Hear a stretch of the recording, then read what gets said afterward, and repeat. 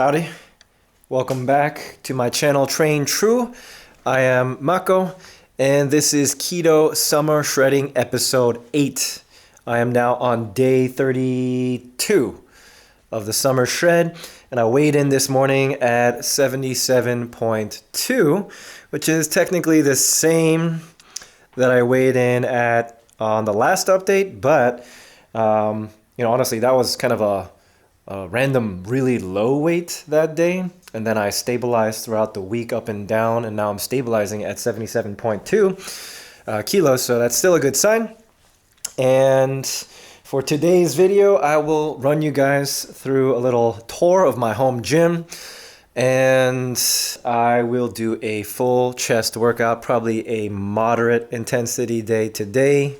We'll see how it goes. I already downed my pre-workout and I'm about to begin. Well, the first thing I like to do is over here. This is my Concept 2 rower.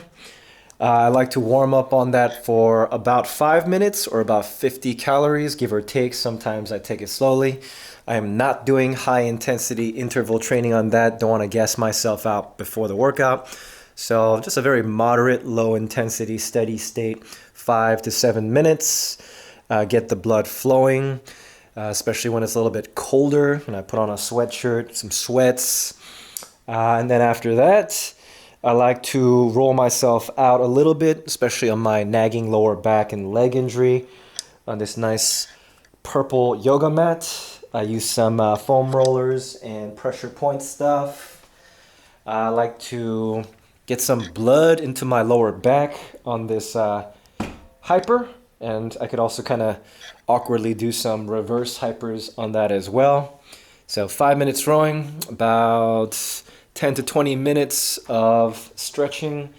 Nothing hardcore in stretching. I'm doing mostly dynamic stretching, but because of my lower back problems, I kind of devote a little of rehab, prehab to that almost every day. So it does take me a while, but it's been paying off. And that's why my squats and deadlifts are getting a bit better. All right, so after my warm-up and stretching, I'll get back to you on the rest of my home gym.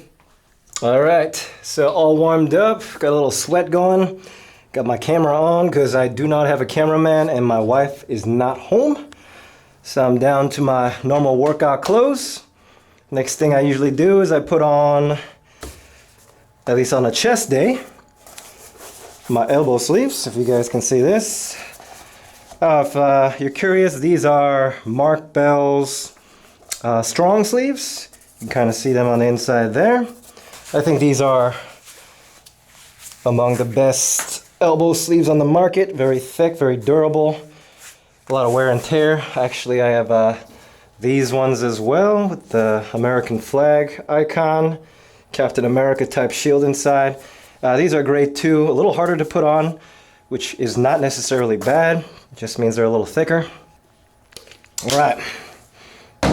So obviously the first thing you'll see is my power rack.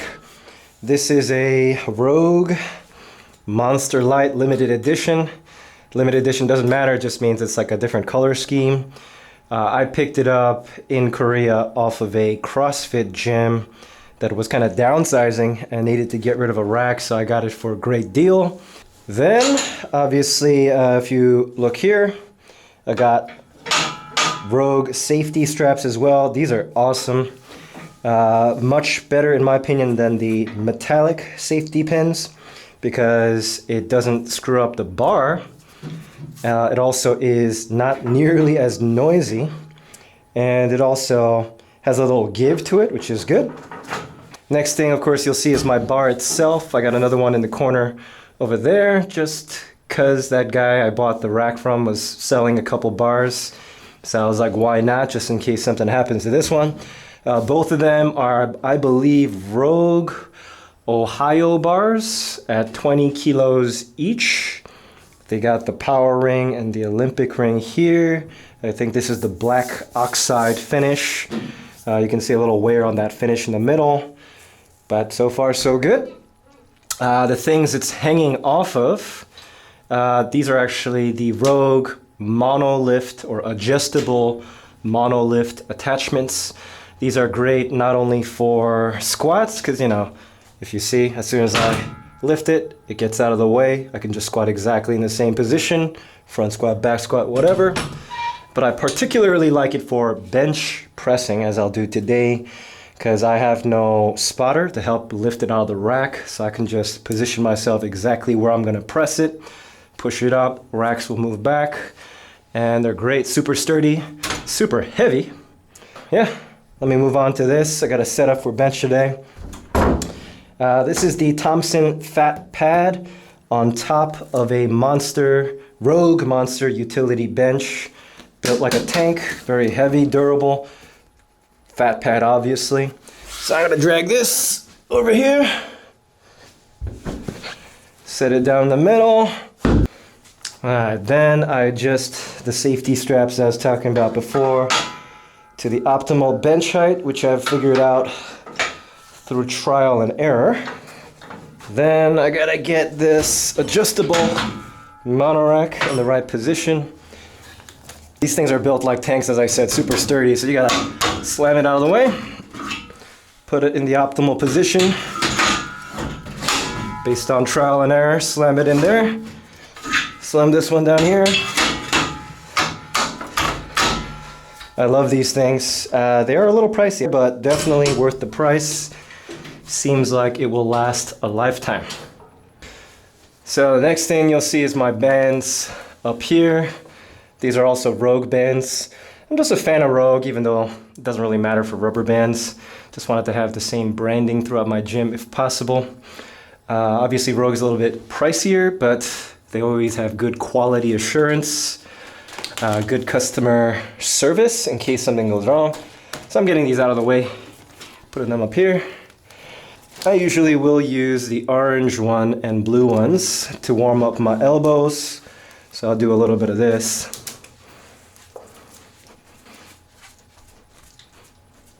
Sometimes I'll do this a little bit for my shoulders, face pulls.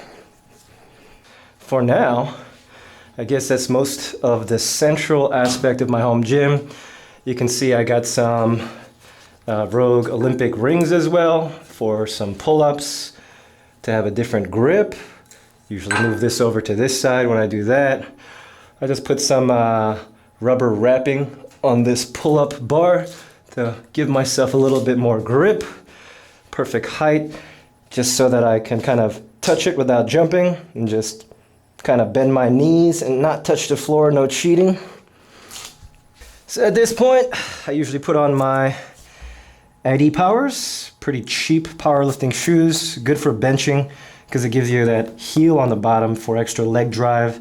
I do have short Asian legs, so that helps me. I'm ready to begin warming up. So I'm just doing the bar for about 20 reps. Get the blood flowing.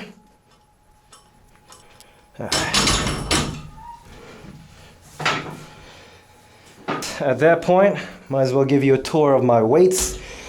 Same CrossFit gym that was downsizing, I bought it from them. I actually don't have many, so I got the bumper plates, 45-pound plates here. I got a set of 4. I also have a set of 35s, which are rarely used, awkward weight. Got a set of 25s. Got 4 10-pounders, 2 15-pounders. And because I don't really squat super heavy or deadlift super heavy just yet, it's enough for me. Next thing I usually do is 135 for a set of 8 to 10. I usually put middle finger or index finger on the power bar, have a pretty wide grip.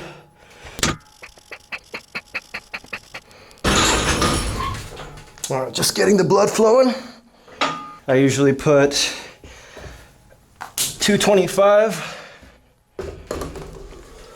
All right, the next thing here is the Rogue Matador dip attachment. I usually take this and put it somewhere over here after I'm done benching. Show you that later. Virtually indestructible. Also a great deal. It's built like a freaking truck. before I move on to the 225. I got some adjustable dumbbells. These are called the, I don't know if you can see it over here, some European brand, the Nuo FlexBell 32, meaning 32 kilos. Very aesthetic, it's awesome. It goes from, if you can see it over here, 2 kilos, super lightweight, to 4, to 8, to 12, to 16, 20, 24, 28, 32, and 32 of course is the whole thing. That's my only gripe with this. It only goes up to 32 kilos, which is about 70 pounds. I wish I had the option to add a few more plates, but they don't have that model yet. If they do, hopefully I can upgrade it instead of getting a whole brand new one. But looking at the style of it, might not be possible. I can definitely do shoulders plenty with that, so I use them a lot for lateral raises and some single arm dumbbell raises. It's great for that. Or just warming up. Sometimes I'll do random little miscellaneous workouts with it. 225 now. I'll probably do about 3.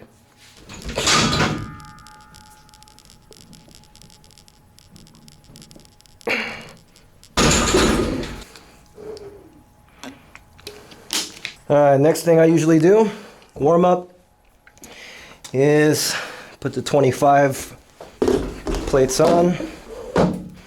And next part of my gym, accessories. This is when I take out the belt. Don't need it, but I like to start getting ready for my heavy sets around 275. I don't know if you guys can see, but the KETO shred, a lot of space here in this belt now. Might have to tighten it, but good enough. Still put my finger in there, so good for bracing. If you're curious, this is a Inzer lever belt. I'm thinking about upgrading to a SBD one that has the adjustable thong here as well. This one you have to screw in, so that's kind of annoying to adjust that. As you can see, depending on how fat I am, I'm either at this point or this point. And sometimes you want a different feel or different tightness for squats versus bench versus deadlift or whatever you're doing. So I might upgrade to a more adjustable belt soon. Good enough for now. If you look over here, got my random straps accessories rack. So here, these are gangster wraps, also by Mark Bell Slingshot Company. Best wrist wraps I've used because, as you can see, they're super long. I love that. And, you know, a quick tip, don't wrap it around like down here. You got to really wrap it around the wrist joint itself so it barely moves. So you got to get it tight from the beginning. Wrap it around the wrist joint. Kind of cock the wrist down a little bit. Wrap it super tight around the wrist joint itself. Super tight. And as you can see, I barely have room to move now. It's almost like a cast. Like a cast. Alright, so 275, here we go.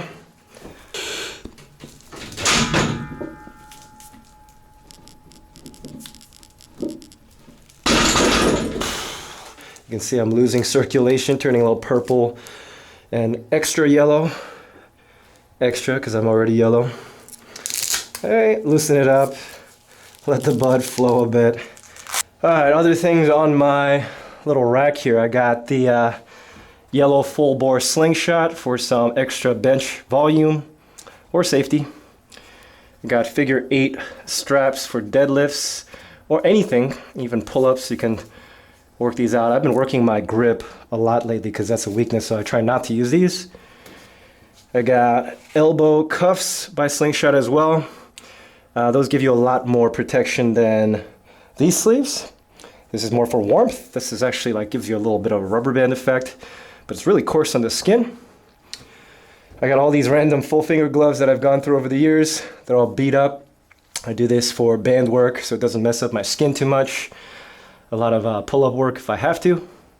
Fresh pair over here that I haven't used yet. I got my Rogue, what is it? Dip attachment, I guess, to add weights to the dip. I use this quite often as accessory after bench. Some more miscellaneous bands. Some awkward looking toys over here for myofascial release. If I get like a cramp in my traps or whatever, I kind of bait it up with one of these things. Asians love this crap, and my wife has a million of them, so she just stacked them there. All right, next, we're gonna work up to 315. So I don't have another pair of 45, so put another 10, another 10.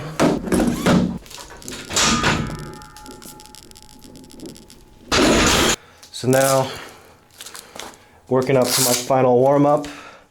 I like to warm up pretty heavy. If you guys watched my previous video, as I said, when you're cutting, I feel like you need to make sure you lift relatively heavy often to make sure your muscles are getting the signal that you need to retain that muscle and that strength. So this is about 345 pounds or 85% of my 1 rep max. And that usually is going to be my final warm-up. And now, things are getting serious, so I need to get this damn thing off my head. It's making me sweaty. It's hard to bench properly with this. I'll see you in a second.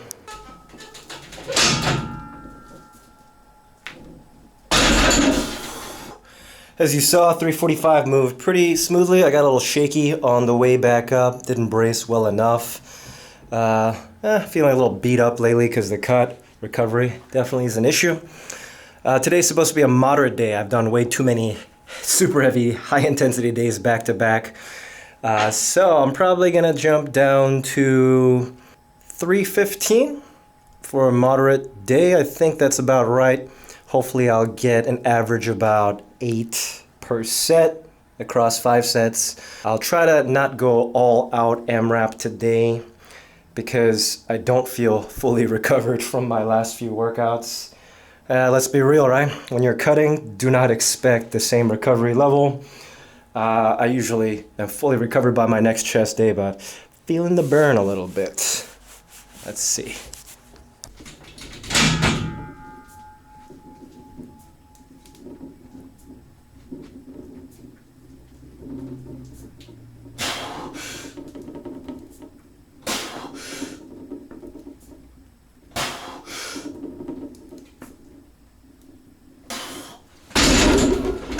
Whew.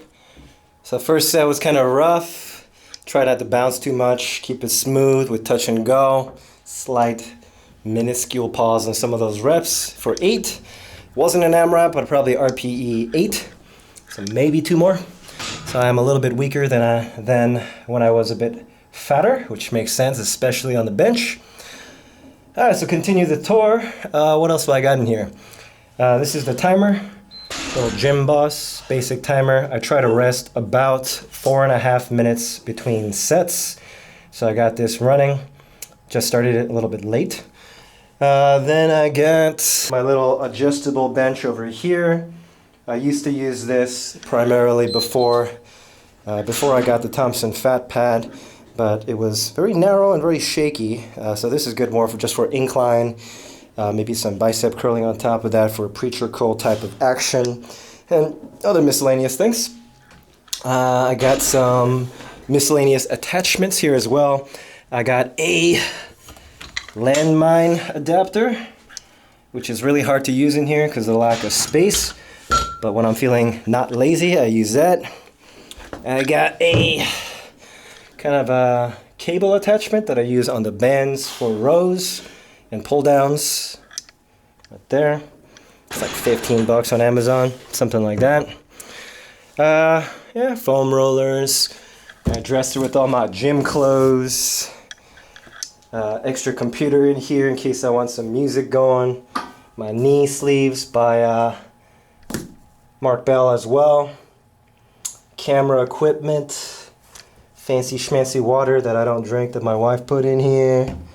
Fat grips, good for, I've been using them a lot lately to work on my grip, which is very weak because I haven't done deadlift seriously in a long time. And I think that's about it. Got my like shoes down there, toe shoes that fit my toe socks. All right, let's continue this workout.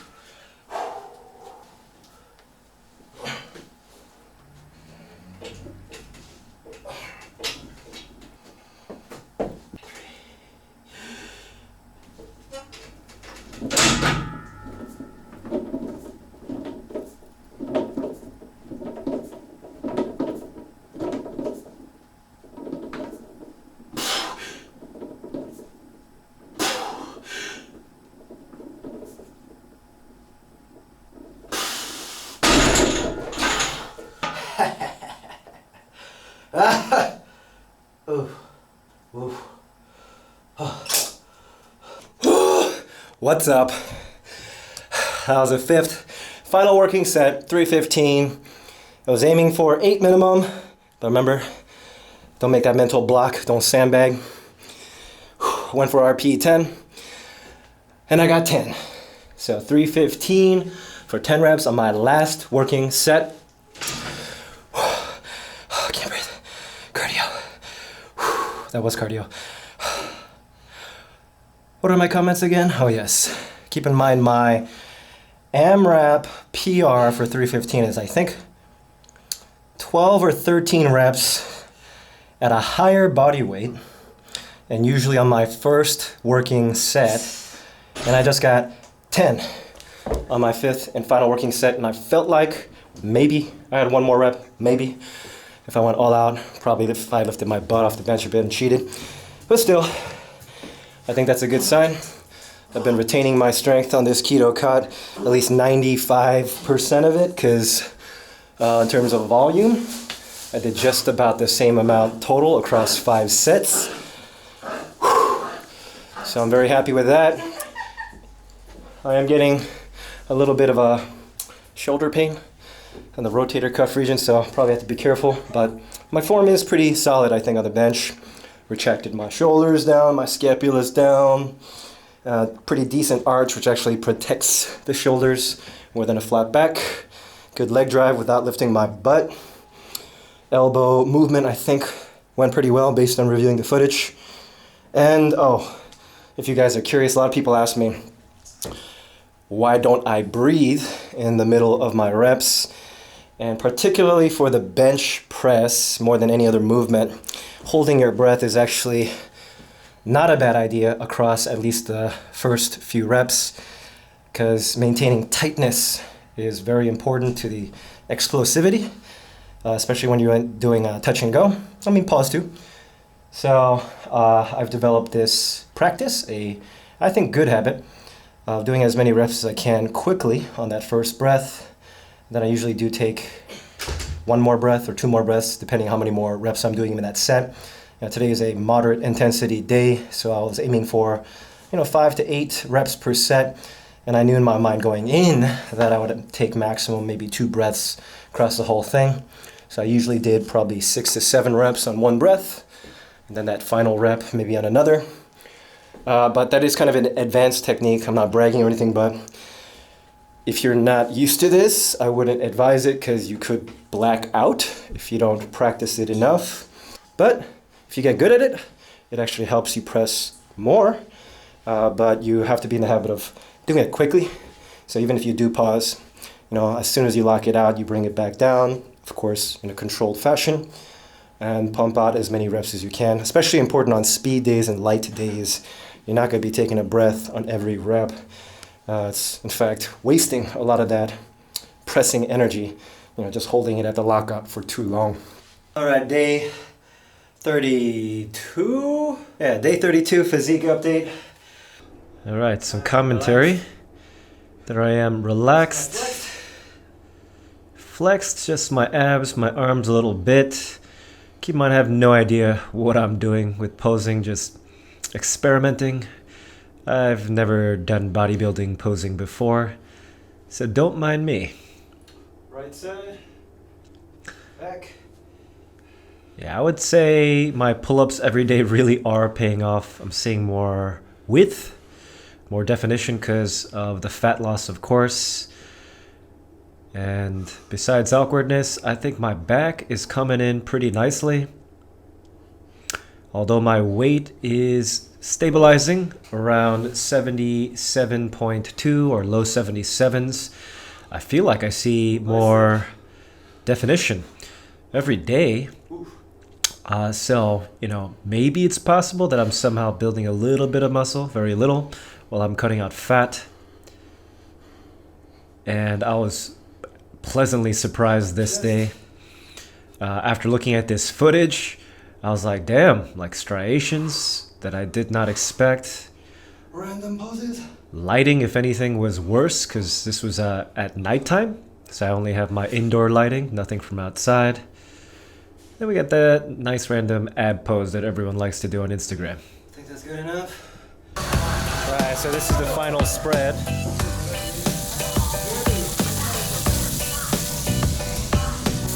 As always, I forgot to do an outro. So if you like what you saw today and got this far on this very long video, please like, please subscribe, press that bell icon so you get notifications. I try to do 2 videos per week minimum. See you soon.